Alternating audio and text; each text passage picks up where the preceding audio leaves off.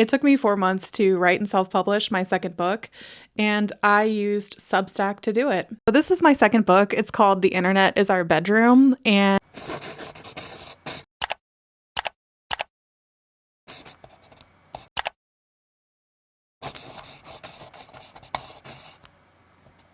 it's a collection of essays that I wrote on my Substack. At the beginning of 2024, I started posting on Substack consistently. I have a Substack called Internet Bedroom, and I post about girl culture and nostalgia and internet culture there. And it was really an outlet for me because I was working through the revisions for what I think will be my third book. I needed to have a better sense of the audience for that book, and by posting of things that I was writing about in that book on my Substack, I could kind of see how it was resonating with people. And at first I was just kind of posting like curated lists. This is not a tutorial about Substack itself, but I can make a video on that if you want. In the middle of 2024, something really bad happened to me, and I just started writing these essays and posting them to my Substack for free. And those really, really popped off. I can kind of like show you the numbers here. Of all the stuff that I write, I was like, people are not going to be interested in hearing like my direct thoughts or like what I consider to be my creative expression. So I was really shocked, and I was like, oh, I want to do something with this material. And I think part of that process was processing my grief around this really bad thing that had happened. I wanted to put it in a physical form, and I was like, oh, I should just self-publish this.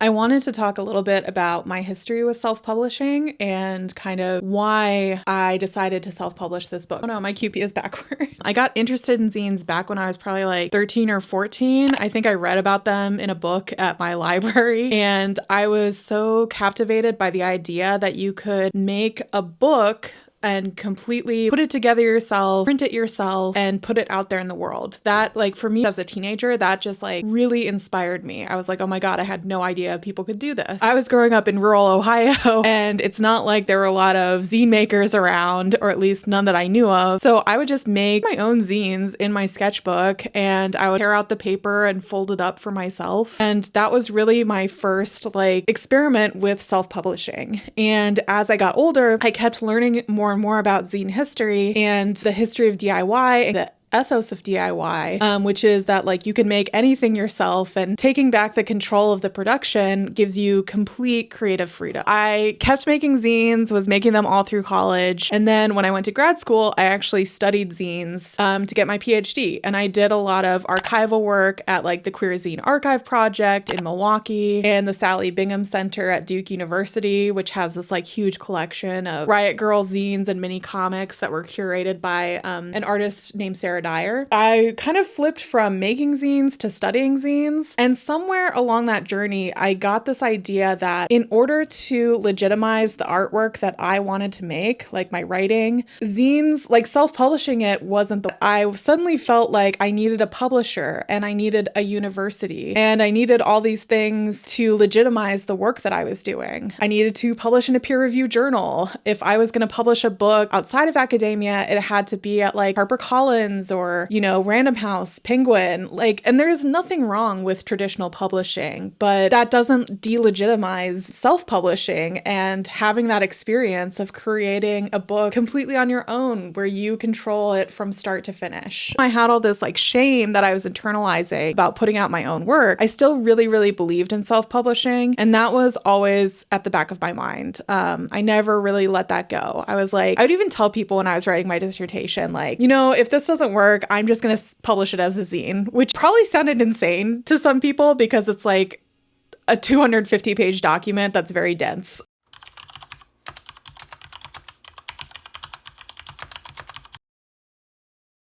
How I really like just pulled the trigger and decided like, screw it, I'm self-publishing this book and I'm just doing it, was that in December of last year, I lost my last teaching gig. I mostly work for myself. I'm a full-time writer and creative, but I was also adjunct teaching composition on the side online for the University of South Carolina. And they just had like a change of guard basically. And the new person who came in, who was running everything, really didn't care about the adjuncts at all. I lost that, and that had really given me a lot of stability as I was like growing my own thing and figuring out what I was doing with my business, with my creative work. And I lost that last job. I woke up one morning in December after I had finished that semester. I went to my computer and I just put in a Google Calendar alert for my birthday. And the alert, like the event said self-published internet bedroom book, like magazine or book. I can't remember. So I kind of forgot that I put that event in my calendar, and I was like, oh no, it's January and I have to put out a book. Like I put it in my calendar, so it has to happen. And now I got to figure out how to put a book together. So I was like, crap, this is terrifying.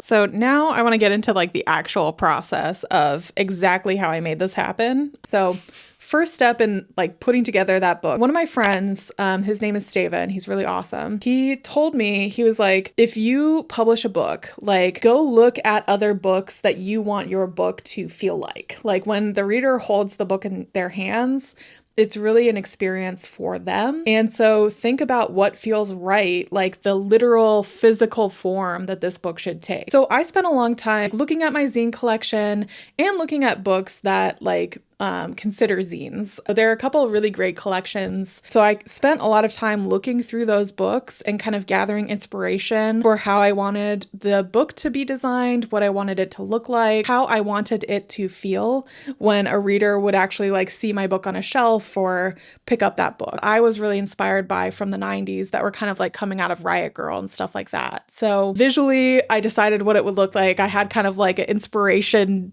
like deck in my mind. Now I know you could just go on Pinterest and make that. So that would have been easier. Like I took a literal book. Like I could show you. I don't know why I'm like not showing you. So this was the book that I used as kind of the model for my book. I wanted the dimensions to be exactly like these dimensions because I like how small it felt and that it was like accessible and kind of handheld. And you can see like the size of my book, the size of this book, they are in fact the same. So I literally just took this book off my shelf and I measured its dimensions. And you can do this with a ruler. I did it with my husband. He makes comics and he prints books all the time. I just handed him the book and I was like, could you tell me the dimensions of this book? And he was like, why? But he did it anyway because he's very nice. I took those dimensions and my friends, Gabby and Mike, they had been telling me that they were designing their newsletter in Canva. And I was like, whoa, I had no idea you could like do that level of design in Canva. So I was thinking like, I'm going to learn InDesign to make this book, which was like a whole huge hurdle for me because InDesign is very complicated. So I went into Canva, put in the dimensions for this book, and I was set. I set my margins to 1-inch margins. Typically there's space around the text itself. It doesn't just bleed off to the side. And standard margins are about 1 inch. So I set that as my margins. And you can pop up a little guide on Canva so you can look and see what the actual margins are that you're working within. I literally just made text boxes and input the text page by page. And that was maybe a little bit of a tedious process to do, but I enjoyed it. Like I felt like I was putting together a zine again, and that made me really happy. I was thinking a lot about like visuals because I didn't want it to just be text. Created little like collages for each of the essays that were kind of based on the visuals that I had used when I published the essay on Substack. Next step, after I had laid out the book in Canva, it looks all pretty. This step is really, really important. And I learned it as a zine maker. And I think it's a step that we might forget when we're trying to self-publish our own work. But the step is to order a proof copy of your book. And what a proof copy is it's essentially like, you could think of it as like a dummy version of your book or like the rough draft of your book.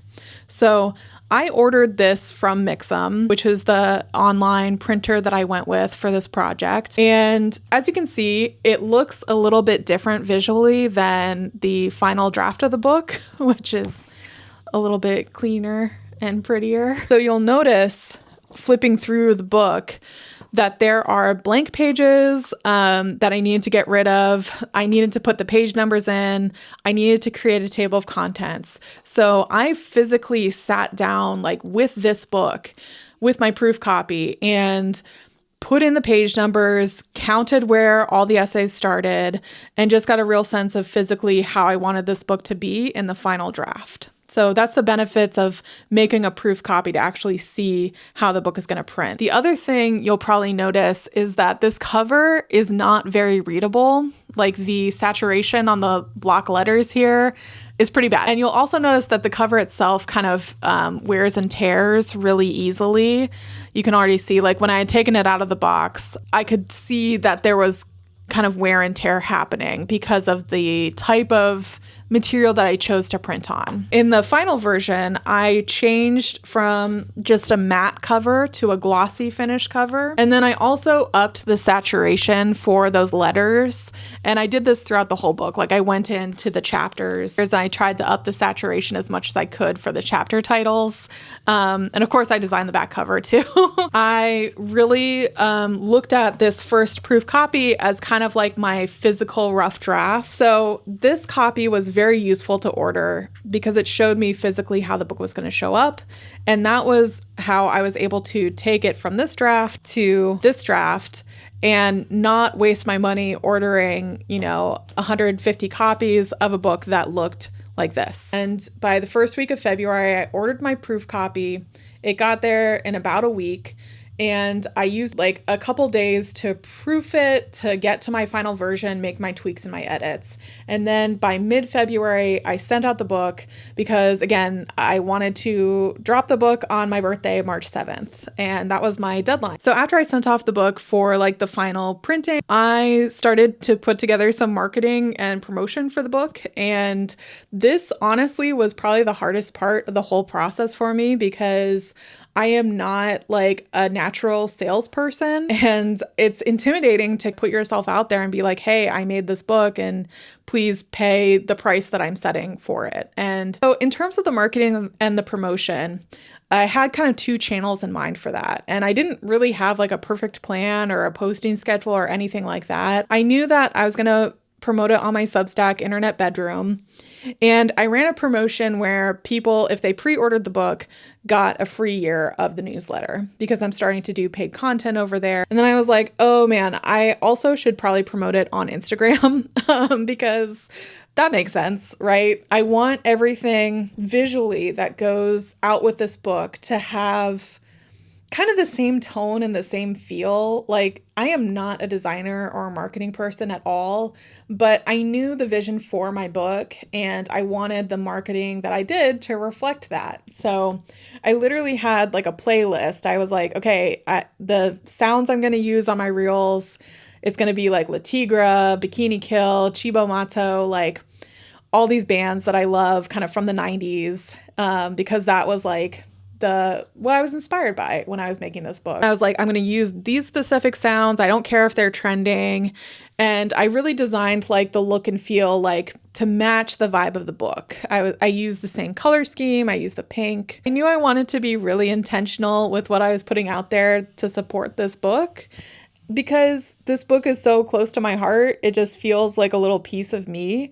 And I wanted everyone to like just pick up the vibe, I guess, if they were going to read the book. I really, truly did not stress myself out over the marketing. I just tried to be myself and let people know what I was doing. For like the nitty gritty of stuff, like keeping track of everything, I just had a Google Docs spreadsheet and I put in the orders on there. And I bought like pink mailers for the book because that was cute. And I made these little like beaded charms for all the pre-orders, like cell phone charms, which was a lot of work, but I ended up getting sick like right at the end of making this thing, and sitting and doing the beaded charms was like all I could do and watch like Love is Blind. So that's what I did. And it worked out fine.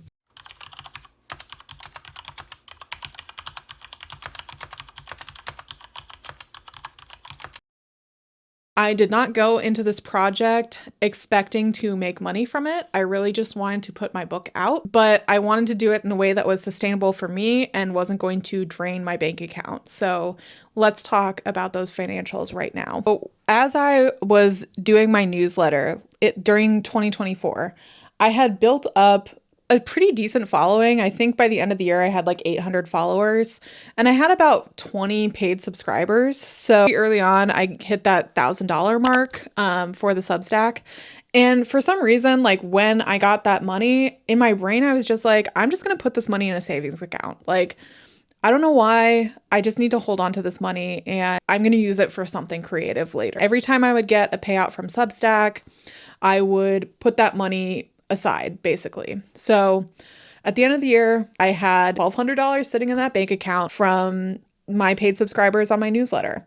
And when I got the idea to print this book, I was like, oh, I can use that money to cover all my costs. So I designed everything on Canva, and Canva for that month was $14. You can go onto Mixam and get a quote for what you want to print. So I went onto Mixam, mocked up the book and what it would look like to generate a quote. And Mixam told me it would be about $800 to print 150 copies. And I was like, cool. So that was like the biggest expense of this whole thing. And I knew that I was going to be selling my book through my website, which my website costs $250 a year. So $14 for Canva, $800 to print, $250 for my website to maintain it for a whole year.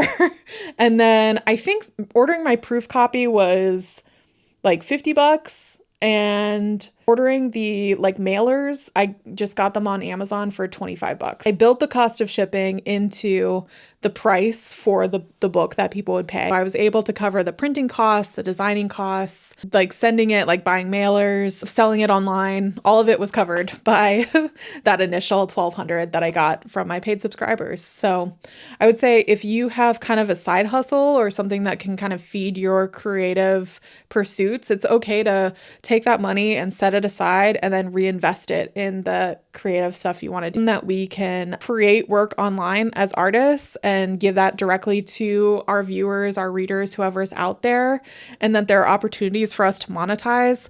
However, I think it is so important for you to own your own work, and self-publishing, you absolutely do own your own work. All right. Thank you for watching until the end. I've been wanting to start this YouTube channel for a long time because I was putting videos on TikTok and I just feel like I have stuff that I want to share that's like more complicated than, like, I can't do it in 20 seconds. I don't know. I'm like a college professor, like an ex-college professor, so I can't just put it all in a 20-second thing. So I appreciate you guys watching until the end. My book is still available and you can order it directly through my website, rachelmosswrites.com. I'll put a link in the description for y'all. And I have about 30 copies left. If there's a lot of demand for it, then I will go into a second print run. And yeah, if you have any more questions or want to learn more about self-publishing, let me know in the comments. I love talking about self-publishing and I really want to see everyone self-publish and make their own books. I think it's super cool. And if you like stuff like this, you can go find me on Substack. You can also subscribe here. I'll be talking a lot about zines and creativity and making art, working for yourself as a full-time creator. Thank you guys for being here and spending this time with me. I'll see you next time.